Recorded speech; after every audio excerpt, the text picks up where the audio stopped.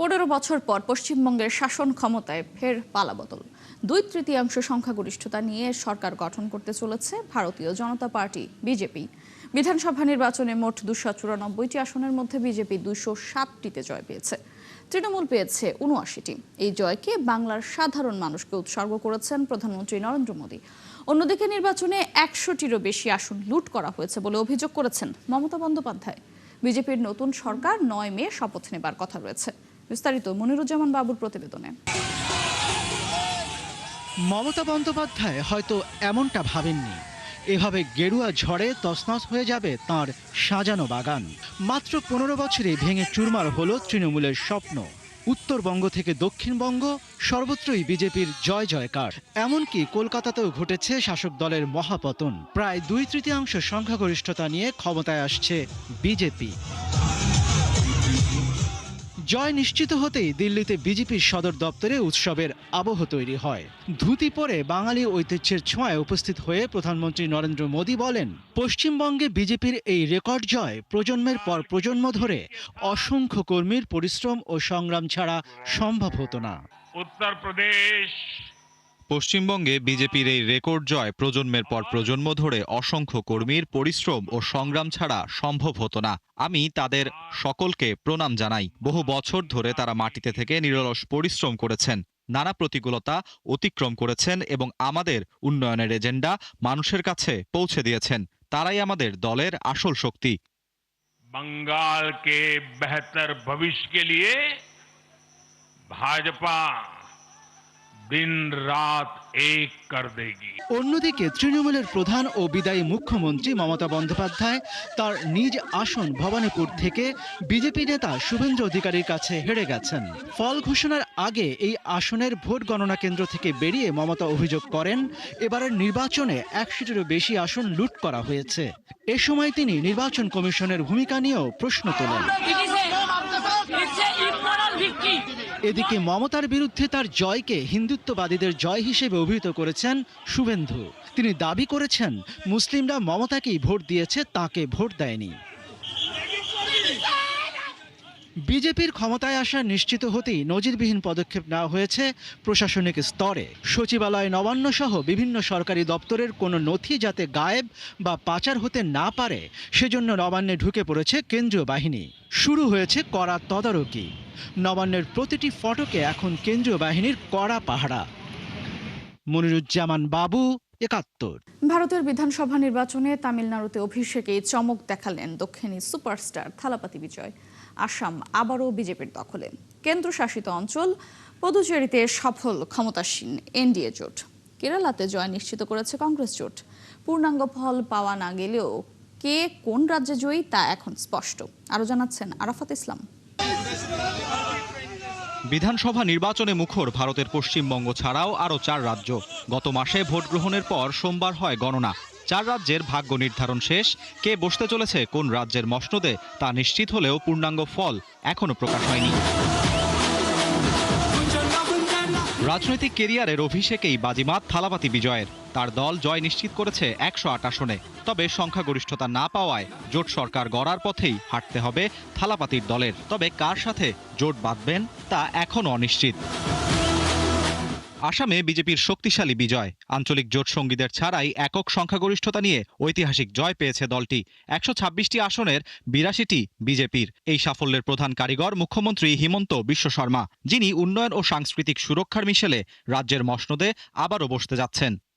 কেন্দ্রশাসিত পুদুচেরিতে শেষ হাসি বিজেপি। মসনদ টিকিয়ে রাখার লড়াইয়ে আবার সফল হলো ক্ষমতাসীন এনডিএ জোট। এন রঙ্গাস্বামীর কাছে পাত্তাই পায়নি কংগ্রেস। কেরালায় পতন হয়েছে বাম শাসনের। বিকল্প শাসনের চিরাচরিত প্রথা মেনেই পালাবদল রাজ্যটিতে। পিনারাই বিজয়নের এলডিএফ সরকারকে সরিয়ে বিপুল সংখ্যাগরিষ্ঠতা নিয়ে ক্ষমতায় ফিরেছে কংগ্রেস ইউডিএফ জোট। 140 আসনের 89টিতে জয়ী হয়েছে ইউডিএফ, যেখানে কংগ্রেস একাই পেয়েছে 63 আসন।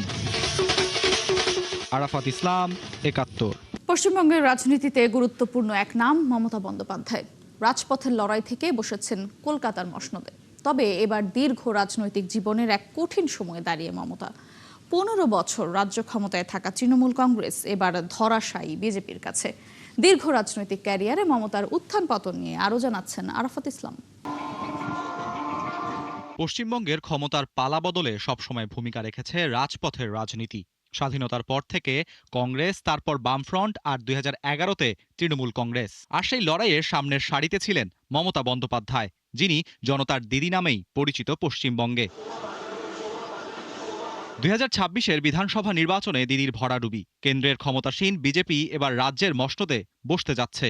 প্রায় 5 দশক পর একই দল দিল্লি ও কলকাতার ক্ষমতার দোরগোড়ায়। 71 বছর বয়সেও থামেননি মমতা। 2 মাসে 90টি সভা, 22টি রোড শোতে এক হাত নিয়েছেন প্রতিপক্ষকে। ছিলেন আগের মতোই আত্মবিশ্বাসী। কিন্তু ফলাফলের দিন বাংলার রাজনৈতিক মানচিত্রে গেরুয়া রং স্পষ্ট। মলিন হয়ে গেছে তৃণমূল, জয়ের আশাও নিভে গেছে। তবে কেন এই বর্ণাঢ্য রাজনৈতিক জীবনে পতনের মুখে পড়লেন মমতা? অভিযোগ, দুর্নীতি আর তীব্র জনরোষ, এই তিনি বড় কারণ তৃণমূলের মুখ থুবড়ে পড়ার পেছনে। পাশাপাশি হিন্দু ভোটের একত্রীকরণও ফলাফলে প্রভাব ফেলেছে বলে মত রাজনৈতিক বিশ্লেষকদের। চ্যালেঞ্জের মধ্যে অন্যতম ছিল ভোটার তালিকার বিশেষ সংশোধন। প্রায় 7.5 কোটি ভোটারের মধ্যে 91 লাখ নাম বাদ পড়েছে। এর মধ্যে মৃত ও অনুপস্থিত ভোটার ছাড়াও অসঙ্গতির কারণে বাতিল হয় বহু নাম। মমতার অভিযোগ, বিজেপি নির্বাচন কমিশনের মাধ্যমে তৃণমূল সমর্থকদের নাম কেটে দিয়েছে। এই রাজপথের লড়াকু সৈনিকের উত্থানও ছিল সংগ্রামের মধ্য দিয়ে। 1984-তে যাদবপুর থেকে সিপিএম নেতা সোমনাথ চট্টোপাধ্যায়কে হারিয়ে জাতীয় রাজনীতিতে প্রবেশ। 2000 সালে কেশপুর গড়বেতা আন্দোলনে বামফ্রন্টের বিরুদ্ধে সরব হয়ে তৃণমূলের ভিত্তি মজবুত করেন। 2011-তে 34 বছরের বাম শাসনের অবসান ঘটিয়ে ক্ষমতায় বসেন মমতা। আরাফাত ইসলাম, 71। দীর্ঘ 1 দশকেরও বেশি সময় ধরে ক্ষমতায় থাকা তৃণমূল কংগ্রেসকে হটিয়ে প্রথমবারের মতো পশ্চিমবঙ্গে জয় পেয়েছে বিজেপি। এরপরেই পশ্চিমবঙ্গের পরবর্তী মুখ্যমন্ত্রী কে হচ্ছেন তা নিয়ে জোর আলোচনা শুরু হয়েছে। রাজনৈতিক বিশ্লেষণে সম্ভাব্য মুখ হিসেবে উঠে আসছে কয়েকজন নেতার নাম। মুখ্যমন্ত্রী হওয়ার দৌড়ে এগিয়ে থাকা সম্ভাব্য প্রার্থীদের একটি তালিকা তুলে ধরেছে ভারতীয় সংবাদ মাধ্যম দ্য ইন্ডিয়ান এক্সপ্রেস। বিস্তারিত মনিরুজ্জামান বাবুর প্রতিবেদনে। নির্বাচনের আগে কেন্দ্রীয় স্বরাষ্ট্রমন্ত্রী অমিত শাহ বারবারই বলেছিলেন কোনো এক বাঙালি রাজ্যের মুখ্যমন্ত্রী হবেন। মমতা বন্দ্যোপাধ্যায় তৃণমূল কংগ্রেসের তোলা বহিরাগত তত্ত্বের পাল্টা হিসেবেই অমিত শাহের এই মন্তব্য ছিল।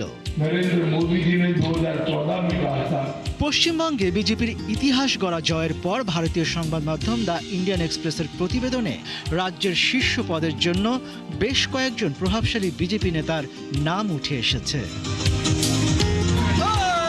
বর্তমানে বিরোধী দলনেতা শুভেন্দু অধিকারীকে পশ্চিমবঙ্গের মুখ্যমন্ত্রী পদের একজন বড় দাবিদার হিসেবে দেখা হচ্ছে। তার সাংগঠনিক দক্ষতা এবং প্রভাবের জন্য তিনি সুপরিচিত। এই নির্বাচনে তিনি নন্দীগ্রাম এবং ভবানীপুর 2 কেন্দ্র থেকেই জয় পেয়েছেন। ইতিপূর্বে তিনি তৃণমূল সরকারের গুরুত্বপূর্ণ মন্ত্রীর দায়িত্ব সামলেছেন। তৃণমূলকে মানুষ খারিজ করে দিয়েছে আর কোনো মামলা। এরপরই মুখ্যমন্ত্রী পদের দৌড়ে অন্যতম নাম বিজেপির রাজ্য সভাপতি শ্রমিক ভট্টাচার্য। আরএসএস এর আদর্শে গড়ে ওঠা এই অভিজ্ঞ নেতা সমাজের বিভিন্ন স্তরে দলের ভিত্তির প্রসারে গুরুত্বপূর্ণ ভূমিকা পালন করেছেন। 2024 সাল থেকে তিনি রাজ্যসভার সদস্য এবং গত কয়েক বছরে রাজ্য বিজেপির শক্তি বাড়াতে তার বিশেষ কৃতিত্ব রয়েছে। 2021 সালের বিধানসভা নির্বাচনের আগে পশ্চিমবঙ্গে বিজেপির দৈনন্দিন কার্যক্রমে জড়িত হয়েছিলেন সাবেক সাংবাদিক স্বপন দাশগুপ্ত। রাজ্য বিজেপির কেন্দ্রীয় নেতাদের সঙ্গে ঘনিষ্ঠতা রয়েছে তার। তবে প্রশাসনিক অভিজ্ঞতার ঘাটতি স্বপন দাশগুপ্তের একটি দুর্বল দিক। আমি বলেছিলাম ফার্স্ট রাউন্ডে যে হাওয়াটা উঠেছিল বিজেপির, সেটা ঝড় হয়ে যাবে সেকেন্ড রাউন্ডে। এদিকে মাঠ পর্যায়ের কর্মীদের মধ্যে ব্যাপক জনপ্রিয়তা রয়েছে সাবেক রাজ্য সভাপতি দিলীপ ঘোষের। তার নেতৃত্বেই 2019 সালের লোকসভা এবং 2021-এর বিধানসভা নির্বাচনে বিজেপি উল্লেখযোগ্য সাফল্য পেয়েছিল। এবারের নির্বাচনেও খড়গপুর সদর কেন্দ্র থেকে জয়লাভ করা দিলীপ ঘোষ দলের অভ্যন্তরে অত্যন্ত প্রভাবশালী ব্যক্তিত্ব। মানুষের সেবা লেগে আছি আমরা, মানুষ আমাদের বিশ্বাস করে আস্থা রেখেছেন। রাজ্য বিজেপির আরেক সাবেক সভাপতি সুকান্ত মজুমদার বর্তমানে ভারতের প্রধানমন্ত্রী নরেন্দ্র মোদীর নেতৃত্বাধীন মন্ত্রিসভার কেন্দ্রীয় মন্ত্রী। বিজেপি তাদের শক্তিশালী ঘাঁটি উত্তরবঙ্গ থেকে কাউকে শীর্ষ পদের জন্য বেছে নিতে চাইলে তিনি অন্যতম পছন্দ হতে পারেন। মনিরুজ্জামান বাবু, 71। হরমুজ প্রণালী নিয়ে ইরান ও যুক্তরাষ্ট্রের যুদ্ধবিরতি এখন খাদের কিনারায়। ইরান রেভলিউশনারি গার্ড কোর আইআরজিসির সতর্কতা উপেক্ষার পর জাস্ক দ্বীপের কাছে একটি মার্কিন নৌবাহিনীর জাহাজে 2টি ক্ষেপণাস্ত্র আঘাত হেনেছে। তেহরানের এই দাবি অস্বীকার করে ট্রাম্প হুমকি দিয়েছেন, যুক্তরাষ্ট্রের জাহাজে হামলা চালালে ইরানকে পৃথিবী থেকে নিশ্চিহ্ন করা হবে। এদিকে সংযুক্ত আরব আমিরাত লক্ষ্য করে 4টি ক্ষেপণাস্ত্র ছুড়েছে ইরান। বিস্তারিত চৈতি সরওয়ারের রিপোর্টে। ইরান যুদ্ধের অস্ত্রবিরতি এখন চরম ঝুঁকির মুখে।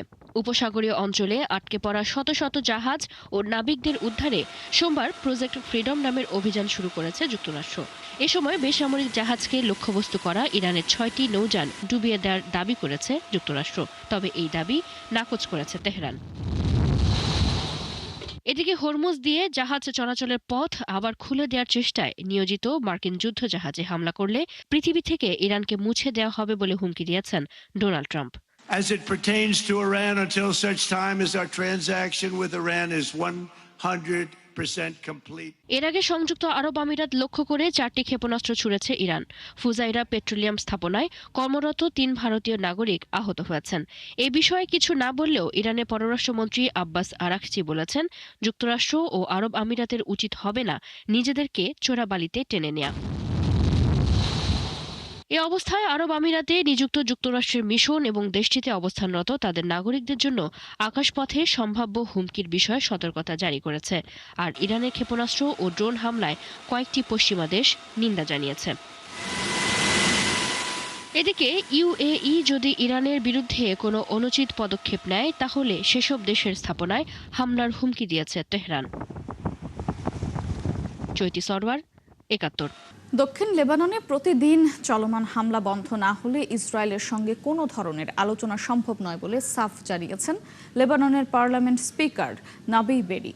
লেবাননের আন নাহার পত্রিকাকে দেয়া সাক্ষাৎকারে তিনি বলেন, যে কোনো রাজনৈতিক প্রক্রিয়ার আগে যুদ্ধ বন্ধ করাই অগ্রাধিকার।